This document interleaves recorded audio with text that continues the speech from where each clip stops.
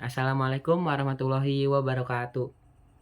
Oke, sebelum memulai presentasi kali ini, saya akan menyampaikan sebuah pepatah. Ada pepatah yang mengatakan, tak kenal maka tak sayang, jadi sebelum sayang-sayangan kita harus berkenalan. Oke, kami dari kelompok 1, perkenalkan, nama saya Haji Muhammad Yusuf. Perkenalkan, nama saya Anissa Berliana Soha. Perkenalkan, nama saya Askia Putri Marindra. Nama saya Rianin Soleha. Nah, sudah selesai perkenalannya. Oke, kami dari kelompok 1 di sini akan membawakan materi tentang bakteri. Nah, sebelumnya apa sih itu bakteri? Bakteri diambil dari bahasa Latin yaitu bacterium. Bakteria adalah sekelompok organisme yang tidak memiliki membran inti sel. Organisme ini termasuk ke dalam domain prakariota dan berukuran sangat kecil atau mikroskopik. Hal ini yang menyebabkan bakteri sangat sulit dideteksi, terutama sebelum ditemukannya mikroskop. Nah, dinding sel bakteri sangat tipis dan elastis. Terbentuknya dari peptidolikan yang merupakan polimer unik yang hanya dimiliki oleh golongan bakteri. Nah, bakteri yang kita bahas kali ini tuh ada 4. Yang pertama tuh bakteri pada manusia, bakteri di udara, bakteri pada air, dan bakteri pada tanah. Nah, kita akan membahas yang pertama itu bakteri di manusia. Bakteri pertama itu adalah Escherichia coli atau E. coli, adalah bakteri yang umumnya ditemukan di usus manusia dan hewan berdarah panas. Kebanyakan strain E. coli tidak berbahaya, namun beberapa strain seperti E. coli, STEC, penghasil toksin sigap, dapat menyebabkan berbagai penyakit dari yang ringan hingga mengancam jiwa. Kemudian penyebabnya itu yang pertama konsumsi yang terkontaminasi, seperti produk daging giling mentah atau setengah matang dan susu mentah. Kontaminasi feses pada air dan makanan, serta kontaminasi silang selama penyiapan makanan, seperti daging sapi yang terkontaminasi oleh permukaan dan peralatan dapur. Nah, dampak yang dihasilkan dari bakteri ini itu yang pertama, kram perut dan diare. Nah, dalam beberapa kasus berkembang menjadi diare berdarah atau kolitis hemoragik. Nah, demam dan muntah yang sebagian besar pasiennya akan pulih pada waktu 10 hari. Tetapi pada sebagian kecil pasien, terutama anak kecil dan orang tua, infeksi dapat menyebabkan penyakit yang mengancam jiwa seperti sindrom uremik hemolytik atau HUS. Nah, kemudian ciri dan karakteristik dari E. coli ini merupakan bakteri gram negatif yang berbentuk batang pendek, tumbuh baik dan McConkie agar MCA dengan bentuk koloni bulat dan cembung, bersifat memfermentasikan laktosa. E. coli memiliki panjang 2 ultra minimum, diameter 0,7 minimum, lebar 0,4 sampai 0,7 ultra minimum, dan bersifat anaerob fakultatif. E. coli membentuk koloni yang bundar, cembung, dan halus dengan tepi yang nyata. Kemudian ini adalah gambar dari bakteri E. coli. Bakteri pada manusia yang kedua, yaitu ada bakteri Clostridium difficile. Bakteri ini merupakan bakteri yang menyebabkan infeksi pada usus besar dan merupakan penyebab utama dari diare dan kolitis di seluruh dunia. Penyebab utama dari bakteri ini yaitu penggunaan antibiotik. Penggunaan antibiotik menyebabkan hilangnya komunitas mikroba usus yang melindungi terhadap infeksi usus akibat antibiotik, sehingga memudahkan perkecambahan dan pertumbuhan vegetatif organisme saat memasuki usus orang yang rentan. Dampak dari bakteri ini yaitu bisa menyebabkan diare dan demam, dan dalam kasus yang paling parah ditandai dengan kolitis. Yang kedua, menyebabkan megakolon toksik atau dilatasi usus besar dengan risiko perforasi. Yang ketiga, kegagalan multiorgan, dan yang terakhir bisa menyebabkan kematian. Karakteristik dari bakteri ini yaitu merupakan bakteri gram positif dengan suhu optimum untuk pertumbuhan 35-40 derajat Celcius, termasuk dalam bakteri anaerobik, pembentuk spora, dan penghasil toksin. Nah, bakteri ini juga menjalin fermentasi asam amino untuk menghasilkan ATP sebagai sumber energi. Dan bakteri ini juga memiliki dinding sel yang mengandung polimer sehingga menghasilkan dinding sel sekunder yang unik. Berikut adalah gambar dari bakteri Clostridium difficile. Bakteri yang ketiga yaitu ada bakteri Campylobacter jejuni. adalah bakteri gram negatif yang sering menjadi penyebab utama dari infeksi gastrointestinal pada manusia. Bakteri ini tinggal di saluran usus pada unggas dan hewan ternak. Penyebab dari bakteri ini yang pertama, karena mengonsumsi makanan yang terkontaminasi seperti daging unggas mentah atau setengah matang, terutama pada ayam. Yang kedua, minum air yang tidak dimasak atau tidak disterilkan, terutama dari sumber yang terkontaminasi. Yang ketiga, menggunakan peralatan dapur yang telah kontak langsung dengan daging mentah, seperti pisau atau telenan yang tidak dibersihkan dengan benar. Dan yang keempat, kontak langsung dengan hewan yang terinfeksi. Dampak dari bakteri ini bisa menyebabkan diare, kram perut, demam, mual atau muntah, dan pada beberapa kasus, infeksi dapat menyebabkan komplikasi seperti sindrom Guillain-Barré yang merupakan gangguan autoimun yang mempengaruhi sistem saraf. Nah, karakteristik dari C. jejuni ini merupakan bakteri yang berbentuk spiral atau melengkung dan merupakan bakteri gram negatif, bersifat motil atau dapat bergerak karena memiliki flagela yang polar. Nah, bakteri ini juga tidak dapat bertahan dalam lingkungan dengan kadar oksigen yang normal seperti atmosfer, tetapi tumbuh dengan baik di lingkungan yang sedikit oksigen. Dan suhu optimal pertumbuhan bakteri ini berkisar antara 37 sampai 42 derajat Celcius, sesuai dengan suhu tubuh unggas, yaitu inang utamanya. Berikut adalah gambar dari Clostridium difficile bakteri. Di sini saya akan menjelaskan bakteri yang ada di udara. Yang pertama adalah bakteri Legionella. Legionella adalah genus bakteri gram negatif yang banyak ditemukan di lingkungan perairan hangat dan lembab. Infeksi oleh bakteri ini terjadi jika seseorang menghirup udara atau droplets yang terkontaminasi dengan bakteri Legionella. Ciri-ciri atau karakteristik dari bakteri Legionella ini adalah bentuknya. Bakteri ini berbentuk batang bacillus dengan ukuran sekitar 2-3 mikrometer. Gram negatifnya, Legionella memiliki lapisan dinding sel yang tidak menyerap iodin sehingga tidak berwarna biru dengan perwarnaan gram. Lingkungannya, bakteri ini hidup pada lingkungan yang lembab dan hangat, tahan pada suhu 30-60 derajat Celcius dan tumbuh subur pada suhu 20-50 derajat Celcius. Viable but non-cultivable, Legionella dapat hidup tetapi tidak berkembang dalam kondisi tertentu seperti perubahan nutrisi, pH, suhu, salinitas, dan oksigen. Penyebab bakteri Legionella ditularkan melalui udara dalam bentuk aerosol yang biasanya berasal dari sumber air, seperti menara pendingin, kondenser, uap dari bak mandi air panas yang tidak dibersihkan dengan benar, humidifier atau pelembab udara, shower pool, shower pancuran air, dan keran. Yang kedua adalah bakteri Bacillus anthracis. Bacillus anthracis adalah bakteri gram positif yang berbentuk batang lurus, ukuran 1,6 mikrometer dan bersifat aerob.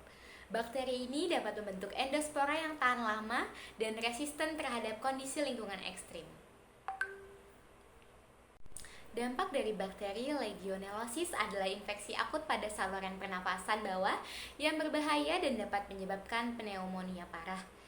Yang kedua adalah Legionellosis tidak dapat menular dari manusia ke manusia, melainkan bersumber dari aerosol atau air yang terkontaminasi bakteri Legionella. Yang ketiga, kasus Legionellosis telah dilaporkan di beberapa daerah, seperti Bali, Jakarta, dan Tangerang. Meskipun rendahnya jumlah laporan kasus diyakini disebabkan oleh kurangnya kapasitas untuk mendiagnosis atau mengidentifikasi Legionella spp. Ciri-ciri dari bakteri Bacillus anthracis adalah bentuk dan ukuran, berbentuk batang lurus, ukuran 3 hingga 5 mikrometer, panjang 1 hingga 1,2 mikrometer lebar. Gram positifnya membentuk spora yang tahan lama dan dapat bertahan di tanah selama puluhan tahun. Aerob dan anaerob, tumbuh baik dalam lingkungan aerobik dan anaerobik di laboratorium. Bakteri yang ketiga adalah Bacillus sp. Bacillus sp adalah genus bakteri yang termasuk dalam famili Bacilliaceae. Mereka dikenal sebagai bakteri yang dapat berbentuk batang dan memiliki kemampuan untuk membentuk spor. Penyebab pada bakteri Bacillus sp yang pertama, penyakit pada tanaman. Bacillus sp dapat digunakan sebagai agen antagonis untuk mengendalikan jamur patogen seperti Sclerotium rossby dan Fusarium sp pada tanaman. Yang kedua, penyakit pada unggas. Mereka juga dapat digunakan sebagai probiotik untuk meningkatkan kesehatan unggas dan mengurangi infeksi patogen seperti Salmonella pullorum. Dampak dari bakteri Bacillus sp yang pertama sebagai pengendalian patogen. Dengan menghasilkan enzim dan senyawa antibakteri, Bacillus sp dapat menghambat pertumbuhan patogen dan mengurangi kejadian penyakit pada tanaman dan unggas. Yang kedua, penggunaan sebagai probiotik. Bacillus sp dapat meningkatkan kesehatan unggas dan mengurangi infeksi patogen. Ciri-ciri atau karakteristik dari bakteri Bacillus sp adalah ciri-cirinya: yang pertama gram positif, yang kedua aerobik, yang ketiga batang pembentuk spora, yang keempat ukuran selnya dapat bervariasi tetapi biasanya sekitar 1,0 dikali 3 kali 0 sampai 5,0 mikrometer dalam bentuk rantai. Kemudian bentuk atau karakteristiknya, bentuknya batang, membentuk spora, dan untuk kemampuan enzim. Nah, selanjutnya adalah bakteri di air. Di air yang kita gunakan sehari-hari juga terdapat bakteri loh, teman-teman. Di antaranya ada Naeggeria fowleri. Bakteri ini merupakan amuba atau organisme yang bersel tunggal yang dikenal dengan amuba pemakan otak. Jadi, bakteri ini menyerang bagian otak kita. Ini sangat jarang ditemukan, tapi kalau terjangkit pada manusia itu bisa berakibat fatal. Penyebab dan dampak yang diakibatkan oleh bakteri ini diantaranya disebabkan oleh amuba yang masuk dari hidung menuju ke otak. Terus abis itu jika kita berenang di air tawar seperti sungai, danau saat cuaca yang sedang panas, menghirup debu yang terinfeksi, menggunakan air keran yang terinfeksi bakteri tersebut. Dampaknya bisa menyebabkan kerusakan otak atau yang dinamakan primary amoebic meningoencephalitis atau yang disebut dengan PAM, menyebabkan kematian lebih dari 79%. Gejalanya mirip dengan meningitis, seperti nyeri kepala, mual, muntah. Terus bakteri ini tuh tidak bisa menular dari manusia ke manusia lainnya. Jadi dia melalui media yang sudah terkontaminasi dengan bakteri ini. Selanjutnya ada ciri dan karakteristik dari bakteri ini. Bentuknya itu amoeboid. Ukurannya sangat kecil, hanya bisa dilihat oleh mikroskop. Hidupnya di air tawar, menyerang bagian otak. Bentuk dan karakteristiknya, dia itu tahan di suhu yang tinggi, 46 derajat Celcius. Memiliki bentuk flagella dan trophozoid yang bersel tunggal. Tidak menular dari manusia ke manusianya. Jadi seperti yang kita tahu, dia itu menularnya itu melalui barang-barang atau sesuatu yang telah tercemar oleh si bakteri ini, kayak misalnya air tadi, air yang kayak air tawar, air danau, sungai gitu. Kalau misalnya kita berenang di terutama di cuaca dan suhunya yang panas, dia tuh ada di antara situ, jadi bisa masuk melalui hidung, lalu nanti dia ke otak dan merusak otak kita secara perlahan. Terus lanjut ada Klebsiella sp. Bakteri ini memiliki gram negatif yang berbentuk batang dan termasuk dalam famili Enterobacteriaceae. Bakteri ini dapat ditemukan di berbagai tempat seperti usus, mulut, tanah, dan permukaan air. Gram negatif itu adalah apa sih? Gram negatif adalah suatu sel atau jadi dia itu memiliki dinding selnya itu tipis. Dia tidak punya dinding sel, tapi punya, cuman dia tipis. Itu yang dinamakan dengan gram negatif. Penyebab dan dampak yang dihasilkan oleh bakteri ini dikarenakan kontak langsung dengan luka yang terkontaminasi. Jadi kalau kita misalnya punya luka, terus habis itu terkena entah alat medis atau tangan kita yang tercemar dengan bakteri ini, maka akan terjangkit bakteri ini gitu. Terus ini melalui peralatan medis. Jadi kalau misalnya staf medisnya kurang menerapkan protokol kebersihan dan kesehatan, itu nanti akan kena ke orang-orang di sekitarnya. Terus makanan yang terkontaminasi seperti air laut, seperti makanan laut, beku dan daging segar. Karena dia itu lewat di air itu tadi kan gitu. Makanan laut tadi kan dari laut gitu, dari air yang beku juga gitu. Terus habis itu petugas kesehatan yang kurang menjaga protokol kebersihan tadi. Dampaknya yang diakibatkan oleh bakteri ini menyebabkan pneumonia, infeksi aliran darah, infeksi luka atau lokasi operasi tadi yang kalau misalnya kita alat medisnya tidak bersih. Terus meningitis, infeksi saluran kemih, infeksi traktus respiratori. Nah, selanjutnya itu adalah ciri atau karakteristik. Ciri-cirinya berdiameter 0,3 sampai 1 mikrometer, panjangnya 0,6 sampai 6 mikrometer, berbentuk batang lurus atau basilus kalau nggak salah namanya itu. Jadi bentuknya tuh kayak gini nih, panjang gitu batang. Dia itu memiliki gram negatif, tadi yang sempat kita singgung. Gram negatif itu adalah sel yang memiliki dinding selnya itu tipis. Terus anaerobik fakultatif gitu. Terus bentuknya itu dia berkoloni besar, terus dia bentuknya berlendir, memiliki konsentrasi yang kental, menular melalui kontak fisik. Dia tuh berkapsul yang tadi kita bilang itu yang bacillus apa saya gitu. Bentuknya tuh kayak lonjong kayak gini. Terus mengeluarkan laktosa. Tubuhnya tumbuh baik pada suhu 37 derajat Celcius. Jadi dia di suhu 37 Celcius itu pertumbuhannya itu semakin pesat. Selanjutnya ada Citrobacter sp. Bakteri ini memiliki gram negatif yang dapat menjadi patogen oportunistik pada manusia dan ikan. Penyebab dan dampak yang dihasilkan oleh bakteri ini karena kontak langsung dengan staf rumah sakit, ruang protokol kesehatan lagi-lagi, terus menular lebih cepat menular antara ibu dan anak, terus kontak fisik. Terus dampak yang dihasilkan adalah infeksi saluran kemih, gastroenteritis, bakteriotemia, meningitis non natal, abses otak, dan pneumonia. Ciri dan karakteristik yang dimiliki oleh bakteri ini bergram negatif, aerobik, flagella perintik yang membuatnya bergerak. Jadi flagella tuh bentuknya kalau misalnya bakteri kan gitu, dia ada flagella tuh kayak ekornya gitu. Dia tuh membantu si bakteri untuk bergerak gitu. Dan dia itu memiliki bau yang busuk yang sangat kuat gitu. Sering sering resisten terhadap cephalosporin. Terus berbentuk batang, buah pir atau pleomorfik.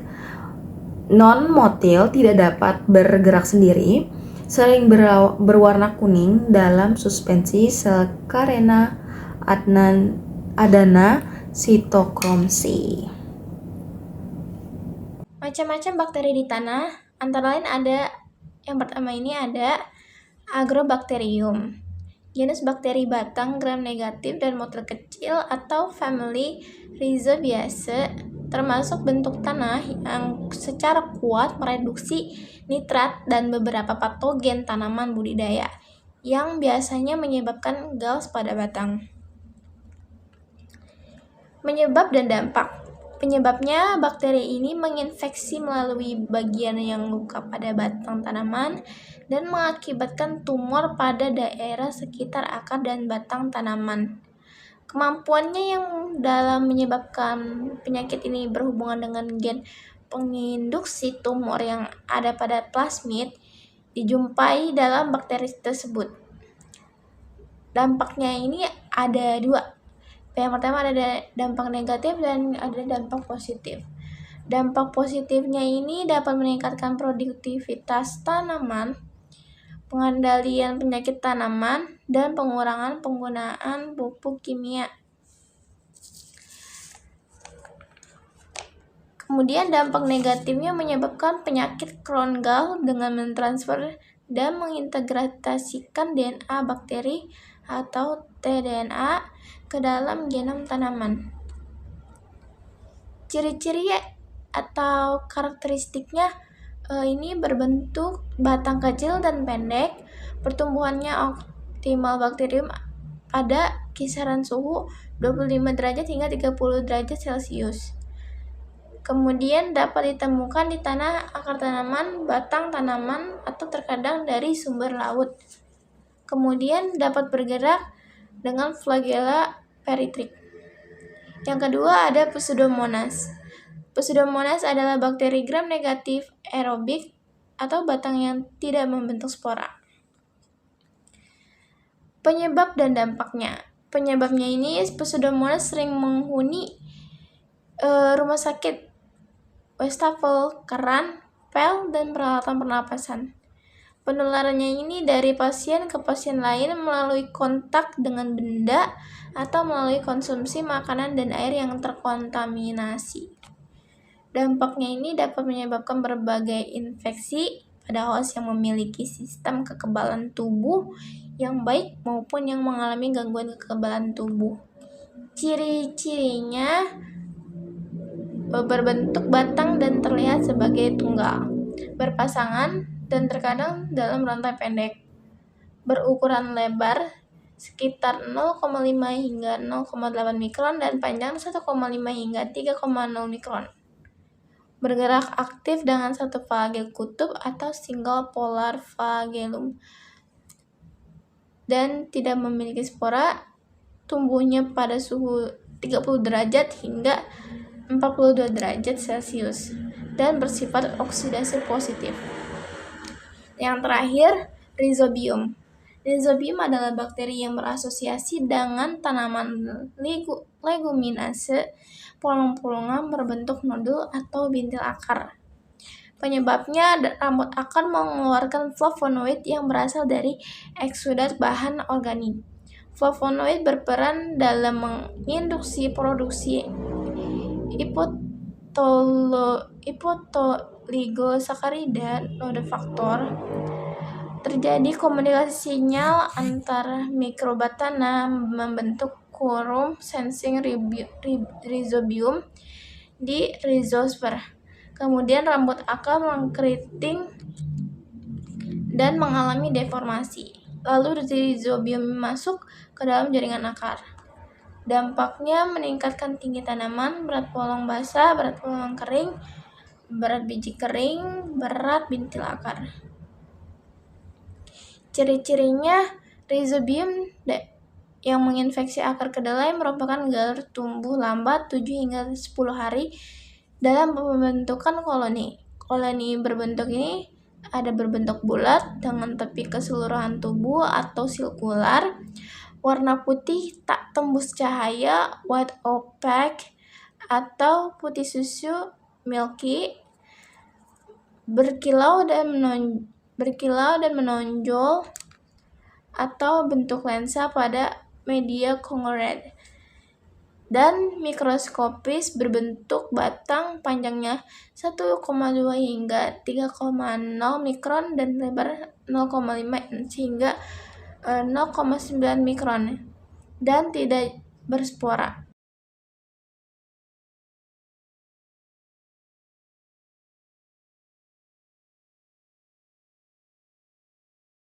Sekian dari kelompok kami, kurang lebihnya mohon maaf. Wassalamualaikum warahmatullahi wabarakatuh.